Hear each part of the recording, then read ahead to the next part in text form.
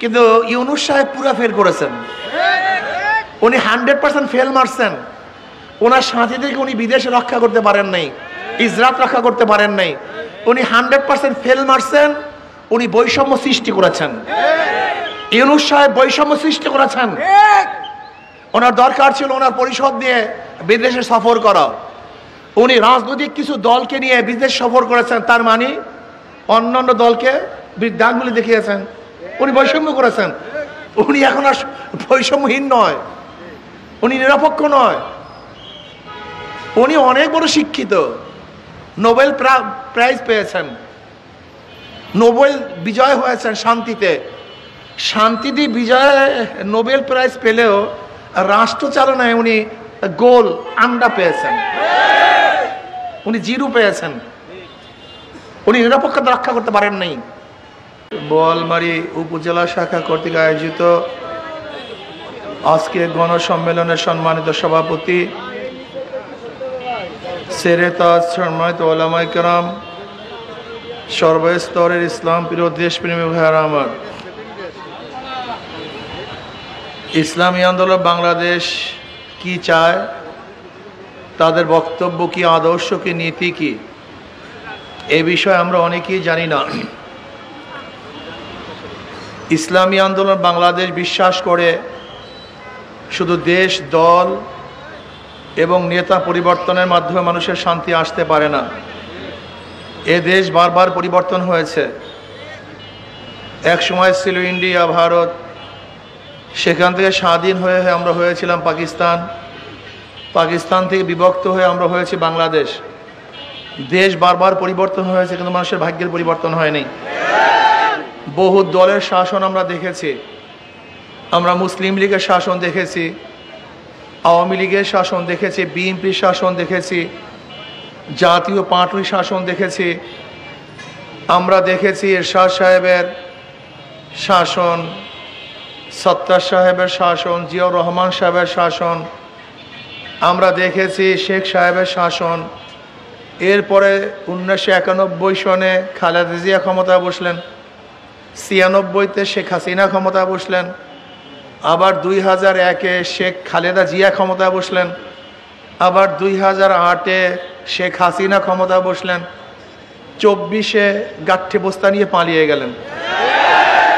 বহুত শাসকের শাসন আমরা দেখেছি, দলের শাসন দেখেছি, ব্যক্তির শাসন দেখেছি, কিন্তু বৈষম্য দূর হতে দেখি নেই, মানুষের ভাগ্যের পরিবর্তন দেখি নেই।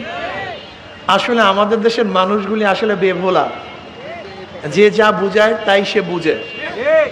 আসলে স্টেটটা কি, রাষ্ট্র কি, রাষ্ট্রের কাজটা কি বিশ্বাস করেন? রাষ্ট্রের কাজ কি, রাষ্ট্র কি, এখানে যারা দাঁড়ানো আছি 99% মানুষ বলতে পারবে না, বিশ্বাস করেন না।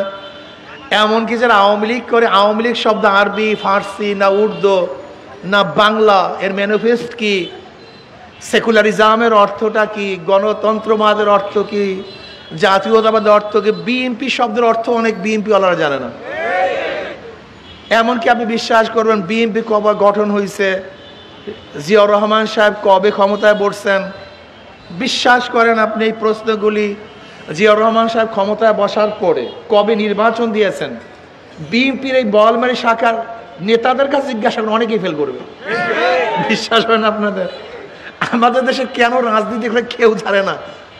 এরা মনে করে রাজনীতি করি এক কলকি গাঁজা খাওয়ার জন্য, কেউ মনে করে রাজনীতি করি এক বোতল ফেন্সিডিল পাওয়ার জন্য, কেউ রাজনীতি করি 500 টাকার নোট পাওয়ার জন্য, কেউ রাজনীতি করি ডিপ টিউবওয়েল পাওয়ার জন্য, কেউ রাজনীতি করি চাঁদা পাওয়ার জন্য, গুন্ডামি করার জন্য, মাস্তানি করার জন্য। এটা নাম স্টেট না। রাষ্ট্র কিসের জন্য তৈরি হয়েছিল আপনি কি জানেন? রাষ্ট্র তৈরি হওয়ার কারণই আমরা জানি না। শুধু এতটুকু বলতে চাই, রাষ্ট্রের দায়িত্বটা কি। ধরে নেন এইটা একটা মার্কেট, একজন সাধারণ নিরীহ মানুষের একটা মার্কেট, কিন্তু কিছু গুন্ডা ফান্ডা এই মার্কেটটাকে দখল করছে। সে তো তাদের সাথে পারবে না, ওই গুন্ডাদের সাথে গুন্ডামি করার সাহস শক্তি তার। এখন তার উপায়টা কি, তার কাজটা কি? রাষ্ট্র বলতেছে তোমার কোনো টেনশন নাই, তুমি দুর্বল, তোমার মার্কেট কেউ জুলুম করছে, অত্যাচার করছে, ছিনিয়ে নিয়েছে, দখল করছে, তোমার কোনো টেনশন নাই, তোমার পাশে আমি আছি। রাষ্ট্র কি করবে? তার ক্ষমতা দিয়ে ওই নিরীহ মানুষকে তার মার্কেটটাকে বুঝিয়ে দেবে, এর নাম রাষ্ট্র। রাষ্ট্র কি? আপনি ক্ষুধার্ত, কামাই করতে পারেন না, রাষ্ট্র কি বলছে? তোমার কোনো টেনশন নাই, তোমার পেটের দায়িত্ব আমি রাষ্ট্রের, আমি তোমাকে ক্ষুধা নিবারণ করব। রাষ্ট্রের দায়িত্বকে জানেন? তুমি বস্ত্রহীন, তোমার বস্ত্র নাই, তোমার কোনো টেনশন নাই, আমি রাষ্ট্র, আমি তোমার বস্ত্রের ব্যবস্থা করব। তুমি গৃহহীন, তোমার গৃহ নাই, আমি রাষ্ট্র, তোমার ঘরের ব্যবস্থা আমি করব। তুমি চিকিৎসার অভাবে ধুকে ধুকে মরতেছ, তোমার কোনো টেনশন নাই, আমি রাষ্ট্র, তোমার চিকিৎসার ব্যবস্থা আমি করব। তোমার সন্তান মেধাবী কিন্তু টাকার অভাবে উচ্চশিক্ষায় শিক্ষিত হতে পারছে না, তোমার কোনো টেনশন নেই, আমি তো রাষ্ট্র, আমি তোমার সন্তানকে উচ্চশিক্ষায় শিক্ষিত করার দায়িত্ব নিয়ে নিলাম। তুমি কেসে পড়ছো, তোমার টাকা নাই কেস চালাবার, আমি রাষ্ট্র, আমি তোমার পাশে আছি, আমি তোমার কেস চালাবার ব্যবস্থা করব। রাষ্ট্র বুঝেন নাই? রাষ্ট্রের দায়িত্বটা কি? তুমি নাকে তৈল দিয়ে ঘুমাও, আমি রাষ্ট্র তোমার পাহারাদারি করব, আমার পুলিশ তোমার বাড়ির দরজায় থাকবে, তুমি ঘুমাতে থাকো, এর নাম রাষ্ট্র। তুমি পথে চলবা, ভাঙ্গাচুরা পথ আমি গঠন করে দেব, তোমার কোনো টেনশন নাই, তুমি সোজা চলতে পারবা, এর নাম রাষ্ট্র। তুমি বিদেশে যাবা, তোমার সমস্ত নিরাপত্তার দায় দায়িত্ব আমার, আমি তোমাকে দায় দায়িত্ব দেব, এর নাম রাষ্ট্র। কিন্তু ইউনূস সাহেব পুরো ফেল করেছেন, উনি 100% ফেল মারছেন। ওনার সাথীদেরকে উনি বিদেশে রক্ষা করতে পারেন নাই, ইসরাত রক্ষা করতে পারেন নাই, উনি 100% ফেল মারছেন।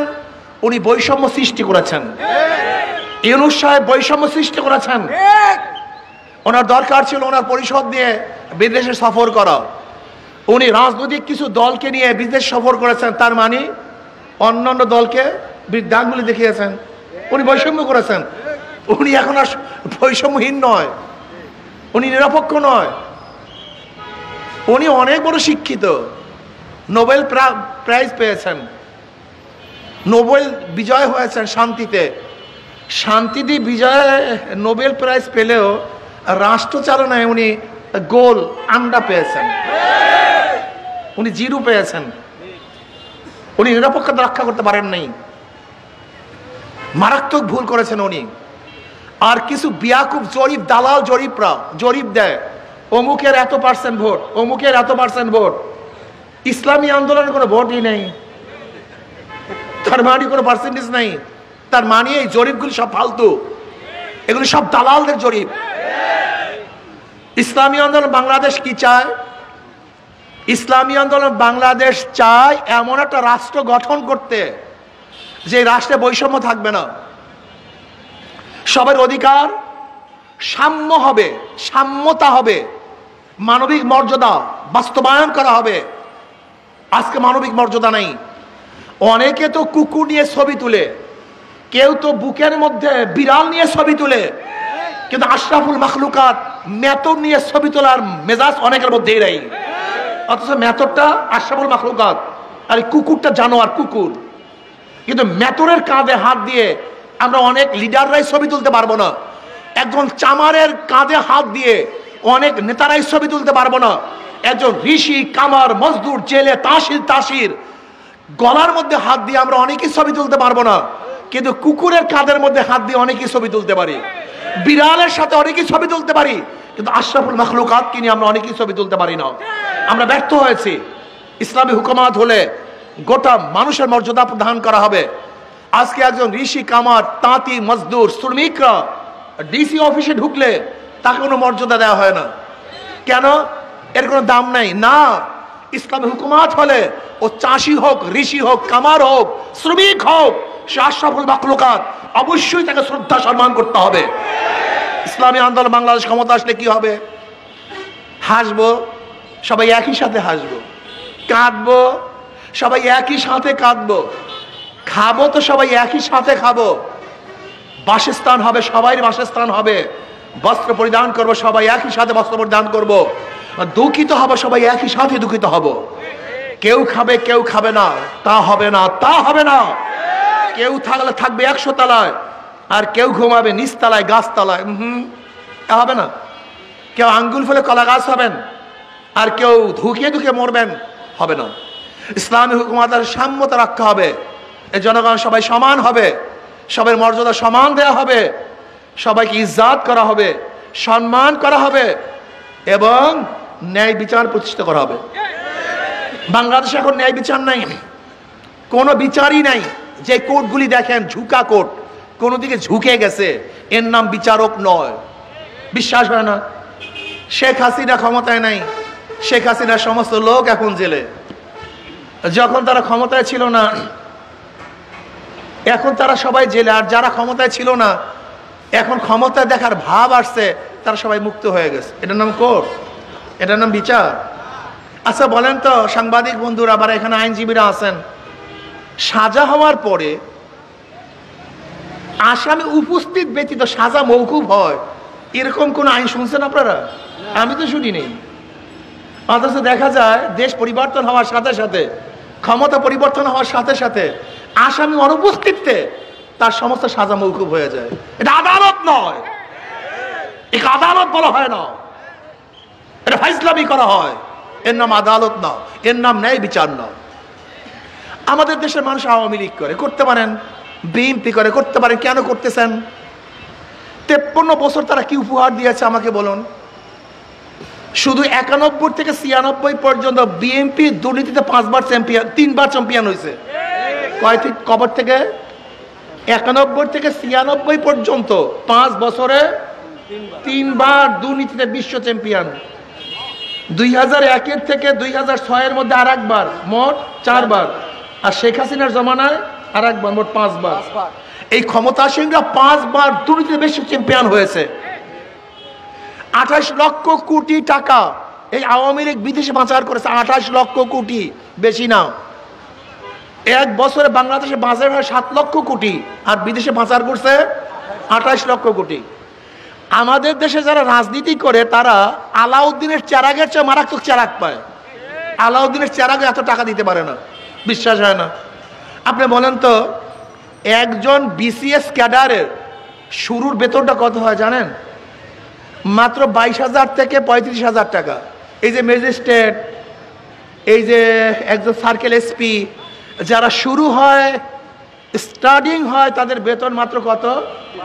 22,000 থেকে 35,000 টাকা বেতন। একজন ডিসির বেতন জানেন?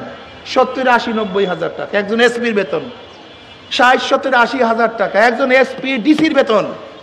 আচ্ছা বলেন তো, 70, 80,000 টাকা দিয়ে কয় হাজার বছর চাকরি করলে ঢাকায় গুলশানে বিল্ডিং করতে পারবে?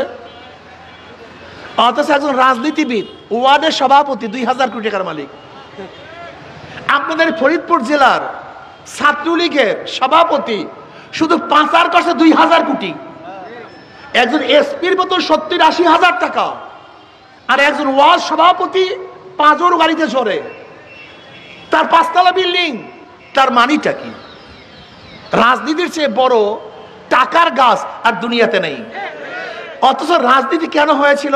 মানুষকে সেবা করার জন্য, শান্তি দেওয়ার জন্য, মুক্তি দেওয়ার জন্য, খেদমত করার জন্য। আর আজকে রাজনীতি বানিয়েছে জুলুম, অত্যাচার, অবিচার, খুন, হত্যা, ধর্ষণ। আপনারা কি দেখেছেন তজামুদ্দিনে?